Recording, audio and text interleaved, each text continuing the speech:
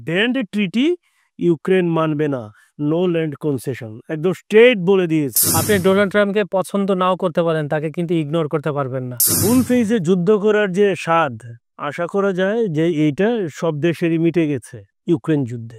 আসলে এখন যেটা চলছে এটা হচ্ছে গায়ের জোরে যুদ্ধ চলছে। সুপ্রিয় দর্শক, বিশ্ব সংযোগে আপনাদের স্বাগতম। আপনাদের সঙ্গে রয়েছি আমি কাজল হায়দার, আর আমার সঙ্গে আজকে স্টুডিওতে রয়েছেন সিনিয়র সাংবাদিক বিশ্বজিৎ দত্ত ভৌমিক। বিশ্বদা, আমাদের অনুষ্ঠানে আপনাদের স্বাগত। ধন্যবাদ।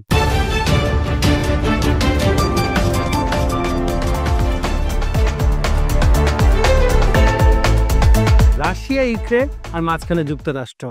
আমার মনে হচ্ছে ঘটনা যদি থেমে যাবে, থেমে যাবে, প্লাস হচ্ছে নোবেলটা পেয়ে যাবে, রাইট। এখন খুব বহুল প্রতীক্ষিত একটা বৈঠক হওয়ার কথা আলাস্কায়, যদিও 15 আগস্টের কথা বলা হচ্ছে, কিন্তু উভয় পক্ষ থেকে বলা হয়েছে এখনো তারিখটা নির্ধারণ হয়নি। আলাস্কা নিয়ে আপনি একটা অনুষ্ঠানে বলেছিলেন সে 1867 সালে মার্কিন যুক্তরাষ্ট্র রাশিয়া থেকে আলাস্কাটা কিনেছিল। আলাস্কা ছিল রাশিয়ার একটা ভূখণ্ড, এবং আলাস্কা এই জন্য বেছে নেওয়া হয়েছে কারণ হচ্ছে রাশিয়ার সীমান্ত। আলাস্কাকে বেছে নেওয়া হয়েছে। হ্যাঁ, তাহলে বাফার স্টেট বেছে নিতে সমস্যা কি ছিল? বাফার স্টেটে আপনার বাফার স্টেট বলে কিছু নাই, আমি যেটা ব্যক্তিগত ধারণা, অবশ্যই নিরপেক্ষ দেশ আপনার কেউ না কেউ। আচ্ছা, আমি ওই প্রসঙ্গে আরেকদিন তৃতীয় কোনো দেশ, আচ্ছা বাফার স্টেট বাদই দিলাম, তৃতীয় কোনো দেশে আলোচনা করতে তো কোনো সমস্যা ছিল না, এর আগে হয়েছে কিন্তু এখানে। আচ্ছা, আমার কাছে যেটা মনে হচ্ছে আপনার ইউক্রেনকে পাশ কাটিয়ে, এখন আমরা জানি, আপনি সবাই জানি, দর্শকরা ভালো করে জানেন যে ট্রাম্পের কাছে পুতিন যতটা প্রিয়, জেলেনস্কি কিন্তু ততটা না। জেলেনস্কির সাথে মনে আছে আপনার ওয়াশিংটন থেকে দুপুরের খাবার না খেয়ে তাড়াই দিয়েছিল তাকে। প্লাস হচ্ছে অনেক বিষয় করার সমালোচনাও কিন্তু জেলেনস্কি করে। আসলে ঘটনাটা আলাস্কা কোন দিকে মন নিবে আপনার কি মনে হয়? যুক্তরাষ্ট্র ইউক্রেনকে যে পরিমাণ অস্ত্র সহায়তা দিয়েছে, সামরিক সহায়তা, সেই অস্ত্রের ঘাটতি পূরণ করতে যুক্তরাষ্ট্রের সময় লাগবে দেড় দশক, তো কম সময় না। এই সময়টাতে কি অন্য দেশগুলো কি বসে থাকবে?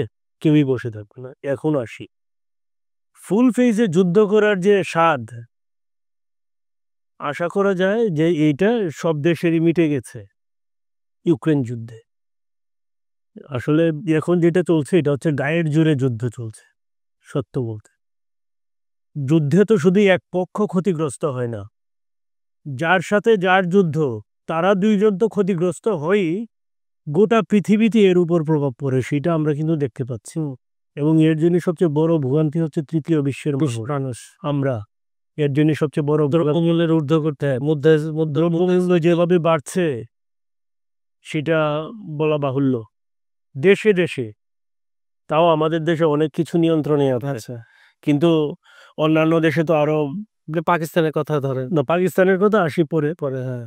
আচ্ছা, তো যেটা হচ্ছে যে আমরা যে তথ্যগুলো আপনাদেরকে দিই, সেই তথ্যগুলো মূলত কি আন্তর্জাতিক যত গণমাধ্যম আছে, যত থিঙ্ক ট্যাঙ্ক আছে, তাদের তথ্য বিশ্লেষণ করে কিন্তু আমরা আমাদের স্ক্রিপ্ট তৈরি করি। সেই স্ক্রিপ্ট থেকে হচ্ছে আমরা জিস্ট পার্ট হচ্ছে আপনাদেরকে সামনে বিশ্লেষণ করি।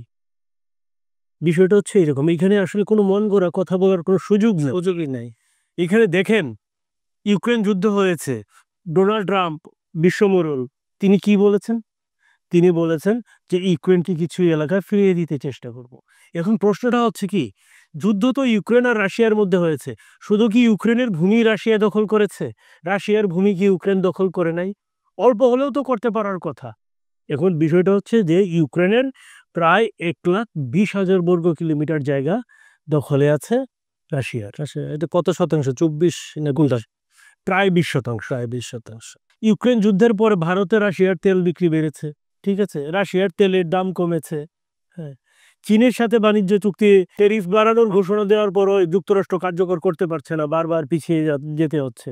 এইগুলো তো সবকিছু একটার পিছনে আরেকটার প্রভাব তো থাকে, এটা কিন্তু অস্বীকার করার কোনো সুযোগ নাই। এখন আমরা যদি দেখি 2022 সনে রাশিয়া ইউক্রেনের যেসব অংশগুলো শুরুতেই দখলে নিয়ে, এর মধ্যে একটা হচ্ছে লুহানস্কের প্রায় পুরোটাই হচ্ছে রাশিয়া দখলে নিয়েছে। এরপরে ধরেন আছে দোনেস্কের 70% হচ্ছে রাশিয়ার দখলে আছে, 70% কিছু বেশি, 70% আমরা বলি। তারপরে আছে ধরেন জাপোরজিয়ারও 70% বেশি রাশিয়ার দখলে আছে। জাপোরজিয়া একটা কৌশলগত এলাকা, ইউরোপের সবচেয়ে বড় পারমাণবিক বিদ্যুৎ কেন্দ্র এই জাপোরজিয়ায়। এবং জাপোরজিয়া হচ্ছে ইউরেনিয়ামের জন্য সমৃদ্ধ একটা অঞ্চল, যেখানে যুক্তরাষ্ট্রের মাথা ব্যথা আছে, ইউক্রেনের মাথা আরও বেশি ব্যথা, ইউরোপের মাথাও ব্যথা। কিসের জন্যে? জাপোরজিয়া যতটুকু না বিদ্যুৎ কেন্দ্রের জন্য, তার চেয়ে বেশি হচ্ছে ইউরেনিয়ামের জন্য। এরপরে আছে খেরসন অঞ্চল। খেরসনের 58 থেকে 60% হচ্ছে রাশিয়ার দখলে আছে। এরপরে আছে সামি অঞ্চল। সামি অঞ্চলে যেটা হচ্ছে, সামি অঞ্চলের যে সীমান্তবর্তী এলাকাগুলো, এগুলো রাশিয়া দখলে নিয়ে নিয়েছে। তারপরে আছে খার্কিভ অঞ্চল। খার্কিভ অঞ্চলের বিচ্ছিন্ন অংশ, মানে এইখানে কিছুটা অংশ নিজেদের দখলে নিয়ে নিয়েছে, ওইখানে কিছুটা অংশ কয়েক বর্গ মাইল, ওইখানে কয়েক বর্গ মাইল, এরকম নিজেদের দখলে নিয়ে নিয়েছে। আর ক্রিমিয়া তো আগে 2014 সালেই ক্রিমিয়া হচ্ছে দখলে নিয়েছে। তো এই সব মিলিয়ে ক্রিমিয়াই হচ্ছে আপনার 37,000 বর্গ কিলোমিটারের একটা এরিয়া, এইটা কিন্তু দখলে আছে। এইগুলো সব কিন্তু কৌশলগত এলাকা। এখন রাশিয়া কোন দিকে অগ্রসর হচ্ছে? এখন রাশিয়া ওডেসা বন্দরের দিকে অগ্রসর হচ্ছে। ওডেসা বন্দর যদি রাশিয়া দখলে নিতে পারে, তাহলে কি ইউক্রেনের আর কোনো বড় সমুদ্র বন্দর নিজেদের দখলে থাকবে না। এটা কিন্তু খুব বড় একটা বিষয়। আর সবচেয়ে বড় হচ্ছে যে শোর মানে উপকূলীয় অঞ্চল বলতে আমি বলতে চাচ্ছি, তাহলে ইউক্রেনের উপকূলীয় অঞ্চল মোটামুটি পুরোটাই রাশিয়ার দখলে চলে আসবে। যুক্তরাষ্ট্রের সবচেয়ে বড় মাথা ব্যথা যে জায়গায়। এখন বিষয়টা হচ্ছে এর বিপরীত চিত্রটা আমরা দেখি। এর বিপরীত চিত্র হচ্ছে যে রাশিয়া তো তার অঞ্চলকে অবলাস্ট হিসেবে বলে। হ্যাঁ, তো কুরস্ক অবলাস্টে হচ্ছে 2024 সালে কি কুরস্ক অঞ্চলটাকে ইউক্রেন দখলে নিয়েছিল। এর ম্যাক্সিমামই আবার পুনরুদ্ধার করে ফেলেছে এই বছর রাশিয়া, এই 25-এ। আর এটা হচ্ছে বেলগোরাদ অবলাস্ট। বেলগোরাদ অবলাস্টের 5 বর্গ কিলোমিটার এলাকা এখনো ইউক্রেনের দখলে আছে। এই হচ্ছে যে দখলের চিত্র। এখন আমরা আসি যে রাশিয়া কিন্তু একটা কাজ করেছে। লুহানস্ক দখলের পরে এইবার কিন্তু রাশিয়া সেখানে নিজেদের প্রশাসক নিয়োগ করেছে সেই 2022 সনে। হ্যাঁ, এরপরে এইবার একটা রাশিয়া ঘোষণা দিয়েছে লুহানস্কের যে দখলকৃত অঞ্চল, সেখানে যেন হ্যাঁ কি শস্য উৎপাদন সর্বোচ্চ বাড়ানো হয়, ভূমি যেন সর্বোচ্চ ব্যবহার করা হয়, সেইটার ঘোষণা কিন্তু এবং নির্দেশনা কিন্তু রাশিয়া দিয়ে দিয়েছে। এটা একটা বিষয়। এখন আমাকে একটু বলেন তো, এই যে লুহানস্ক বলছেন, এখানে কিন্তু রাশিয়া বারবার বলে তাদের সমর্থিত লোকজন বেশি শুরু থেকেই আছে, তারা চায় রাশিয়া এই অঞ্চলে স্বায়ত্তশাসন দিয়ে তাদেরকে রাখুক। এটা ঘটনা কি সত্যি কিনা? লুহানস্ক অঞ্চলের 60% লোকই হচ্ছে রুশ। আচ্ছা, স্যাটেলার বলতে পারে, স্যাটেলার। হ্যাঁ, এই বাকি হচ্ছে ইউক্রেনে হচ্ছে কিছু বিচ্ছিন্নবাদী আছে, আর কিছু আছে আপনার যেটা হচ্ছে ক্ষুদ্র নৃগোষ্ঠী এইরকম। হ্যাঁ, এখন যেটা হচ্ছে আমেরিকা আসলে কি চায়? আমেরিকা চায় ক্রিমিয়া এবং লুহানস্ক এই দুইটা অঞ্চল হচ্ছে রাশিয়াকে দিয়ে, এই দুইটা যেহেতু প্রায় শতভাগ অঞ্চল মানে রাশিয়ার দখলে। এখন এই দুইটা ছেড়ে দিতে চায় হচ্ছে যুক্তরাষ্ট্র। আর যে বাকি যে দোনেৎস্ক, জাপোরজিয়া, খেরসন, সামি, খার্কিভ এই অঞ্চলগুলো যাতে ইউক্রেনের হাতে চলে আসে।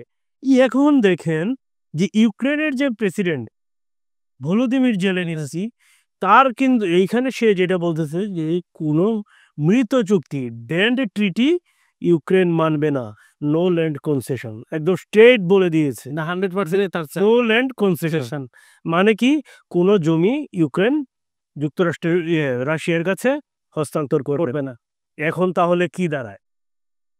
এখন রাশিয়ার প্রেসিডেন্ট হচ্ছে গত সপ্তাহে, যেটা হচ্ছে নানার্গো কারাবাখ অঞ্চল নিয়ে যে বিরোধ, 3.5 দশকের বিরোধ, সেই বিরোধ নিষ্পত্তি করতে গিয়ে যুক্তরাষ্ট্রের যে প্রেসিডেন্ট ডোনাল্ড ট্রাম্প, তার নামে সেই অঞ্চলে একটা করিডোর হবে। এই করিডোর দিয়ে হচ্ছে আজারবাইজান থেকে এই নানার্গো কারাবাখ অঞ্চলে হচ্ছে রসদ যাবে, জীবন বাঁচাতে বা জায়গার সহায়তায় যা যা প্রয়োজন হয় সব এই করিডোরটা এই করিডোরের নাম কিন্তু ডোনাল্ড ট্রাম্পের নামে দেওয়া হয়েছে। এখন যেটা হচ্ছে ওই অনুষ্ঠানে কিন্তু ডোনাল্ড ট্রাম্প বলেছে যে আমরা ইউক্রেন যুদ্ধে নিয়ে একটা চূড়ান্ত অবস্থার দ্বার প্রান্তে চলে যাই।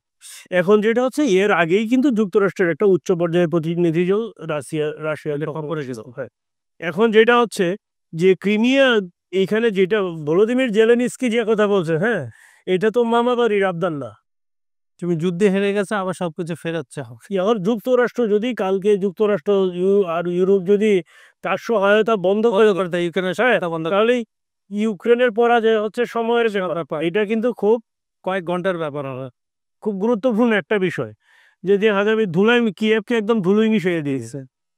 তো যেটা হচ্ছে কি পরের পায়ে ভর দিয়ে আসলে বড় বড় কথা বললে তো আর লাভ নাই। সৌদি আরবে এটা হচ্ছে 4 ঘন্টার, গতকাল কি হলো 4 ঘন্টার রুদ্ধদ্বার বৈঠক হয়েছে এবং সেইখানে উপস্থিত ছিল যুক্তরাষ্ট্রের যে মধ্যপ্রাচ্য বিষয়ক দূত উইটকফ, উনার নেতৃত্বে এটা হয়েছে। এবং যেটা হয়েছে এখানে এখানে হচ্ছে যে রাষ্ট্রমন্ত্রী ট্রাম্প প্রশাসনের ঊর্ধ্বতন কর্মকর্তারা উপস্থিত ছিলেন এবং যেটা হচ্ছে যে পুতিনের যে ঘনিষ্ঠজন তারাও কিন্তু এখানে উপস্থিত ছিলেন। সেই 4 ঘন্টার বৈঠকে একটা পর্যায়ে আসছে এবং দুই পক্ষই বলছে যে এটা খুবই ইতিবাচক একটা ইয়ে।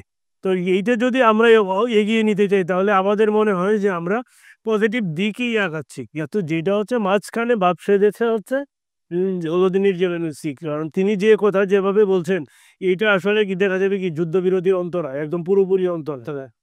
জেলেনস্কির কথা হচ্ছে আমি আমার সব ফেরত চাই, কিন্তু সে তো তার উল্টো চিন্তা করছে না। আচ্ছা দাদা, আমরা আজকে এই অনুষ্ঠানটা শেষ করি। সুপ্রিয় দর্শক, আমার সবার মতো আমাদেরও দৃষ্টি থাকবে আলাস্কা বৈঠকে, কারণ খুবই একটা গুরুত্বপূর্ণ বৈঠক হতে যাচ্ছে। প্রায় এইটা নিয়েই আমরা এর মধ্যে আরো বিস্তারিত পেয়ে যায় আপডেট দিয়ে যাবো, আপনার কাছে যাবো এবং সেটা আশা করি আপনাদের সামনে আমরা তুলে ধরতে পারবো। আর আলাস্কার দিকে নজর রাখলো। এছাড়া আশেপাশে যত আপনার এই সংক্রান্ত নিউজ হবে আমরা তো সেদিকে দৃষ্টি রাখবো। আমরাও চাই 3.5 বছর ধরে চলা ফুল ফেসের যেটা যুদ্ধ ছিল, এখন তো গায়ের জোরে যুদ্ধ হচ্ছে, এটা যেন থেমে যায়।